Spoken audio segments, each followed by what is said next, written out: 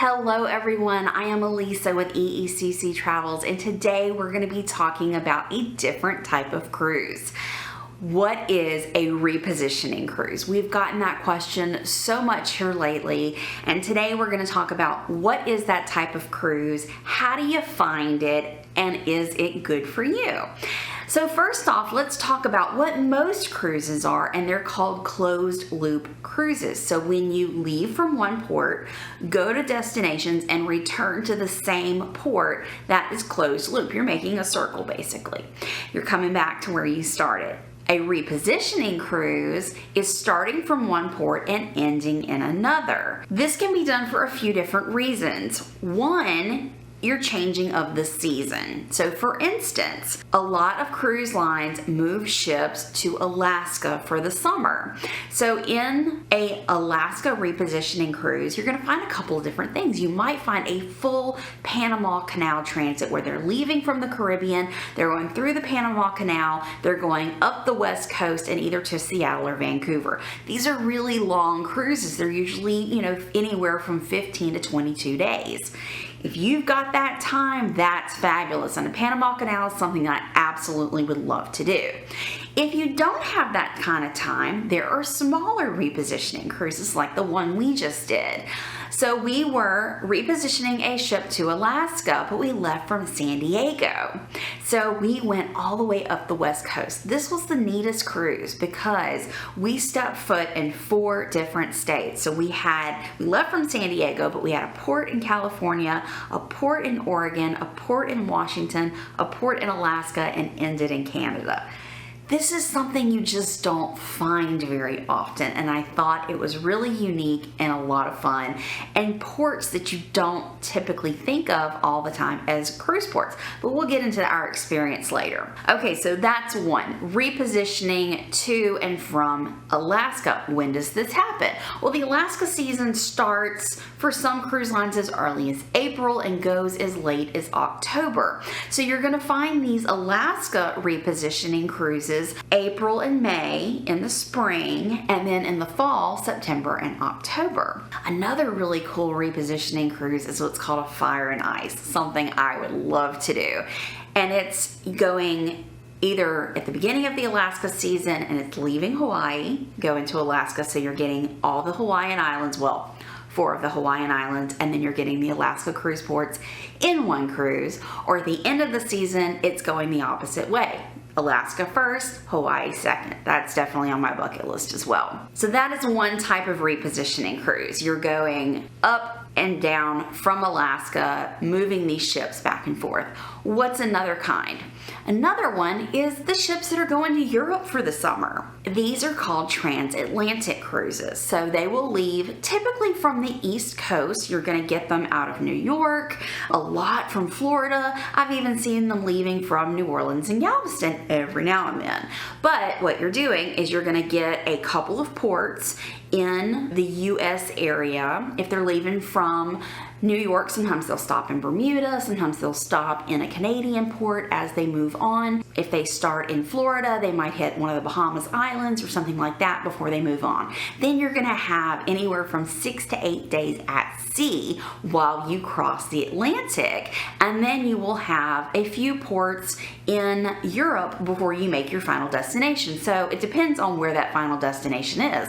Some you're gonna go, I've seen them reposition to Iceland, Northern Europe, Southampton, which is gonna be your closest to London port. A lot go to Barcelona, Rome, Lisbon. There's so many options out there. So if you're wanting to do Europe and maybe want to do an extended trip to Europe, doing a transatlantic over there and then spending some time and having a one-way flight back home is a great option. These are going to happen at the beginning of the European season, which will also be April and May. That's when the ships move over to Europe. Well, when do they come back? Some will start moving back as early as August. That's kind of rare. Usually you're going to see September and October of those reverse transatlantics where they start in Europe and come back to the US. Another bucket list trip for us, something that we absolutely want to do. I love these one-off itineraries. They're not the standard, I'm gonna leave from Galveston and I'm gonna hit 4 ports in the Caribbean and I'm gonna go back to Galveston. Those are awesome too, but maybe you've done that a lot and you're looking for something different. And that's us. When you get to the point where you cruise a lot, you're looking for something else out there. What can I do different but still cruise? And that's where we found the repositioning cruise. Another type of repositioning cruise is if your ship is just moving from one home port to another. I mentioned Galveston earlier. This happens a lot in Galveston because every couple of years the cruise lines will switch out the ships that are home ported in Galveston. Now we're talking mainly Carnival and Royal Caribbean that do this, but Galveston's growing. They're getting more ships in. Princess is bringing in a ship part of the year. And fingers crossed, we're going to see some other cruise lines start to move into Galveston. New Orleans also gets a somewhat repositioning cruise every year because either the breakaway or the getaway sails out of New Orleans from November to April. So you've got a cruise coming in, then it does those 5 to 9 day itineraries from New Orleans, and then in April it leaves again and that ship typically goes back to Europe. So there's a lot of opportunities out there for repositioning cruises. If you want to stay in the Caribbean, you can probably find one that goes from Florida to Galveston. There's also even a few that are partial Panama Canal transit. So they leave from Florida and they end in Panama. That's so cool. And then you could actually spend some time in Central America and then, either do another one back or fly back home. There's so many different options out there, and I wanted to make this video to kind of expand the horizons for someone who's looking for that different type of cruise, or you have thought about doing a longer cruise and are looking for options. A repositioning cruise is great. So how do you find these? That can be tricky. Some cruise lines will have a little button in the search bar. When you're going, you can choose Caribbean, you can choose Bahamas, you can choose Europe, and some will say Transatlantic just for those crossings, and every now and then you'll find one that says repositioning. If not, it's kind of finding a needle in a haystack on finding these one-way trips, but they can be found. Here is where a travel agent will really come in handy, because travel agents have access to search engines where we can search all the different cruise lines at once instead of just going one cruise line at a time, looking at one ship at a time. So if you're looking for this kind of trip, now might be a good time to reach out to a travel agent. If you don't have a travel agent, I am one and I'd love to help. My email is down below. It is travel@eecctravels.com, or you can go to our website, eecctravels.com, and there is an online form you can fill out. Another question I get was, how do I get there? If I'm used to driving to port and then, my car's there waiting for me. This can be a little tricky for people who are used to driving. Obviously, if you leave your car somewhere, it's not going to show up in the other destination. So if you are able to drive to the cruise port where it's leaving, you'll just have to get that one-way flight back. Typically, most people will fly both ways. And in this case, you're gonna get either 2 one-way tickets. You can do different airlines if the budget is better for that. We have definitely done that where we fly 2 different ways. Or you can do what's called a multi-destination ticket. So you're flying one way there and then home from a different direction. And you can do that with the same airline. So don't let that scare you. The prices are typically about the same as a round trip ticket. Okay, so for our experience, if you're new to this channel, hit that subscribe button and the notification bell, but also go look at the Norwegian Jewel playlist. This was our experience on a repositioning cruise, and let me tell you, it was fabulous. We left from San Diego. We got to spend some time in San Diego. We did fly in. We did have a little bit of a hiccup getting there, but once we got there, San Diego was fabulous. I loved that we boarded the ship right in central San Diego. We literally walked from our hotel down the sidewalk and boarded our ship. That's awesome. So after San Diego, we had a port stop in 4 different states. So the first stop was Santa Barbara, California. This is not a typical cruise port. So how neat is that to be able to visit somewhere that is not your typical cruise port on a cruise ship? It was great. So where you docked, I say docked, it's a tender port, but where the tender boats brought you in was right there in the marina, and you could walk everywhere. Now, if you have a lot of time in Santa Barbara, obviously you're gonna wanna do more than what we did, but we did a lot right there. We rented a Surrey bike, we went all up and down the boardwalk, we went out on the wharf. It was a great day. And it's something we would have never experienced if we hadn't done this one-way repositioning cruise.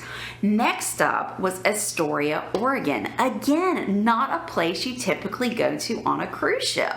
Astoria is beautiful. It's the oldest town on the West Coast. It's this quaint little, it's bigger than a village, smaller than a city. It's a town. You know, it's got so much culture in there. And of course, for me and Jason, we're kids of the 80s. This is where the Goonies was filmed. So we got to go see some of the filming locations of the Goonies. We got to go out on the pier there. The pier was so neat because there are sea lions. You can just sit. There's hundreds of them. And they're barking, like loud barking sea lions. It was such a neat experience. Again, not something you're typically going to get experience on a cruise. But on these one-way cruises you can. Next up was Seattle, Washington. So Seattle is a place that a lot of people visit for cruising, but they're used to getting on a ship and going to Alaska, right? This is what most people do in Seattle, but we had the experience of a port day. So we got there, we had all day in Seattle. We really had plenty of time. We got off the ship and we were right there in city center. We were only about 2 blocks from Pike Place Market. We went over there, we explored a bit. We went to the first Starbucks, we had lunch. We had amazing views. When you walk out the back of Pike Place Market, you're right there on the river. You can see the ship, you can see the mountains in the background. It was just beautiful. And we also had plenty of time to do some of the sightseeing things that you want to do in Seattle. We had tickets to the Space Needle, but unfortunately there was a private event going on, so we did not get to go in there. But right next door was the Museum of Modern Pop Culture. That's a mouthful. Super cool. Jason is not a museum person and he absolutely loved this place. So much information in there on things that you're interested in. Music, movies, things like that, not your typical museum. That was really cool. And then on the other side of the Space Needle was the Chuli glass exhibit. And I'm thinking, you know, it's a glass museum. How cool is that going to be? It's freaking beautiful. It blew our minds. We were like, well, you go in there and I've seen pictures of Chuli before and I was like, it's glass. How cool can it be? Trust me, this is one of those things that you want to do. And we probably had time to squeeze something else in, but at that point we were just like, okay, let's get back on the ship. We took Ubers around the city where we could have walked, but it was like a mile, and we're like, do we really want to walk a mile? No, we don't. So we took an Uber over to the Space Needle and then an Uber back to the cruise port. Such a great day. And it was an easy day. We didn't have to worry about anything. We got back on the ship and we set sail again. And then we visited our 4th state, which was Alaska. So we got a little taste of Alaska in this repositioning cruise. We went to Ketchikan. So Ketchikan is the lowest big city in Alaska. I think it's the 4th largest city in Alaska total. And Ketchikan is a place that you typically will go to on an Alaska cruise. What I loved about this is we were so early in the season that it wasn't what we had seen. Because we've been to Alaska before. We've always gone at the end of the season. We've gone at the end of September where there's no snow because it's been summer and you're waiting for it to, start snowing again, and it's getting cooler, but it's not cold yet.